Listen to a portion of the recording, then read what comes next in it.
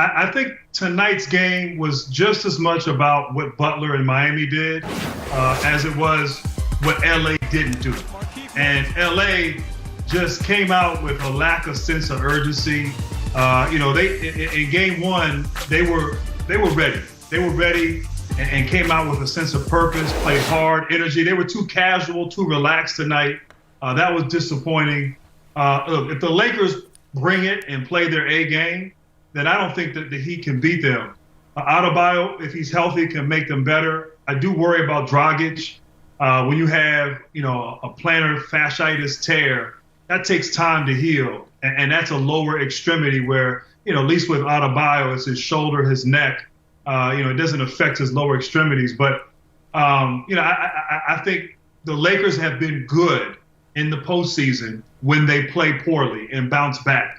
And so I imagine they'll watch film, they'll understand that they had a chance to knock them out, and they didn't really come out with that focus. They were just too relaxed, too casual, too cool.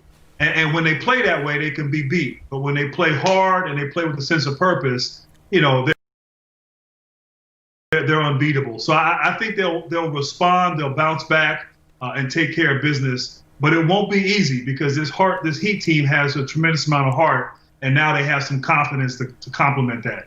Certainly they've gained some respect tonight. C. Webb, looking forward to Game 4 between the Heat and the Lakers. What did you take from Miami tonight? Something they can build upon in Game 4.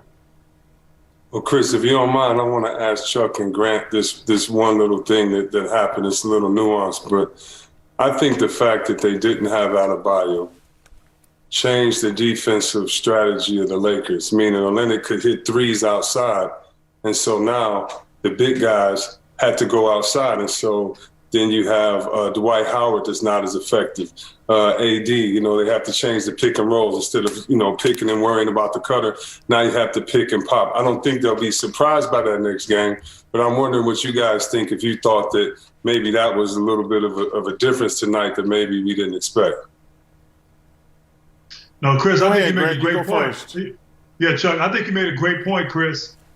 There was a lot of times tonight where you saw Butler driving and getting into the paint, and there was just one-on-one play.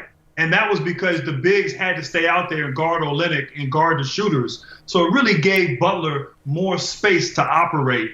And normally if an Adebayo was in there or another big, Butler now has other bodies in there and can't operate. But I thought the spacing was so good for Miami. And it gave Butler so many opportunities in the paint there to score in that mid-range area. So you're right. That's a decision. Adebayo's back. Obviously, he's an all-star. He's high energy. Defensively, he's so good. But Olynyk, they found something in game 2 with Olynyk. And he came out, even though they lost, he shot the ball well. And what do they do in terms of the rotations? Do they play Olynyk a little bit more? Because that matchup may help. It'll be interesting to see what Miami does. Yeah, 24 points, 9 rebounds in Game 2 for Kelly Olynyk. 17-7 in this Game 3 victory. Played 31 minutes. So like you said, Grant, he's making the most of more playing time, and that's why he sat down with Jared Greenberg and Smitty. Guys, we're live, Chris. Right here on the court with you, Smitty. Here's Kelly Olynyk, as Chris just said, 17 points in 31 minutes. So Jimmy Butler, we saw him on camera saying after the game to the LA Lakers, they're in trouble. You buying that same sentiment? Yeah, I'm with him. So whatever he says goes. How'd you guys muster up all the confidence to come in here and do this today, down to without 2 of your top players? I mean, obviously you lose two key cogs in our offense and our defense, but we got to fill in for them. Pick up where they would be and where they left off, and we had a real group contribution out there on both ends of the floor, and we believe in ourselves. We believe in our system, believe in our coaches, and they put a great game plan in, and we executed. Kelly, I love what you said. You believe in yourself. I love what you've done the last 2 games. We've always known you can score the ball, but it looks like you came out with no hesitation, that you were saying, hey, I'm going to come out here and let it rip. Talk to me about you're going to play a lot of minutes. Yeah, exactly. We need to score the ball. And we need to, they have, they play big, and we need to be a space the floor, so Jimmy can operate, so, our guards can operate. And, just executing, we know that, our time's coming. And, I knew that right now is the time where I have to step up and make some plays on the offensive end for us. When you see Jimmy get into that zone, doing what he's doing tonight, a 40-point triple-double in essentially a must-win game, what do you think of that type of performance? It's elite. That's elite. People always tell you, be at your best when your best is needed. I mean, we needed all of that tonight, and he gave it. I'm curious, is it those type of performances that allow him to play things like Backstreet Boys and Shawn Mendes in the pregame locker room? I mean, if he didn't play that, then he wouldn't be Jimmy Butler. That's what makes him great. Kelly, for me, talk to me about the two young guys, Tyler Hero and Duncan Robinson. Duncan had been struggling, but he keeps shooting the basketball. Both those guys came up big tonight, especially Duncan, being able to see some shots go in. Yeah, he's been big for us all year. He's a guy out there who really commands attention. You can't lose sight of him. You can't forget about him, or else he'll make you pay. And the one thing that's amazing about him is he doesn't shoot easy shots. He never gets easy ones because guys pay attention to him so much, and he still shoots it at a high clip. He's missed a few, but every time he shoots the ball, we think it's going in. Kelly, also talk to me about the game plan against Anthony Davis. You limited him. I know he's in foul trouble, but it seems like you guys are more physical. You play bigger, especially you down the stretch guarding. Yeah, I mean, obviously in the first half he got into some foul trouble, and then we're just trying to limit his touches whenever we can and however we can. He's been playing really well, and obviously, for us to be successful, we can't have him be uber successful. Last one here, Kelly. You've now guaranteed that your stay will be extended here in the bubble at least until Friday, with a Game 5 being played later on in the week. What is your confidence level that you may be able to get Bam and or Goran back for at least one of those two next games? I mean, I have no clue, where they're at. That's for our, trainers to work on, and we hope they're back. We would love to have them back, but we got to prepare and do what we can. Whoever and whatever is available.